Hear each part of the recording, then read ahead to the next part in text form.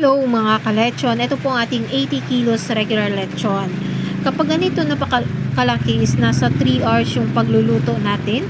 At ito makikita nyo na pinapabalik-balik lang yung pagpapaikot natin sa ating lechon baboy. Kapag ganito na po kasi ito kung ikaw ay isang lechonero, alam na alam mo kung saan pa na part ng baboy yung hindi pa masyadong luto. Ito po yung sa baga na part ng ating baboy, yan po yung tinututukan ni tatay at saka dinadagdagan ni tatay yung uling dyan sa ilalim para maluto ng maayos.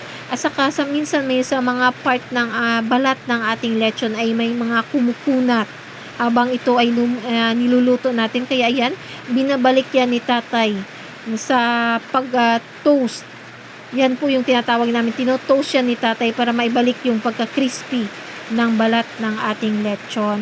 Kaya at saka po nagsistrict din si tatay sa oras ng pagluluto. Dapat po mailista din natin yung oras kung kailan tayo nag-start sa pagpapaikot at kung hanggang kailan. Kapag ganito po na 3 hours, dapat 3 hours lang din.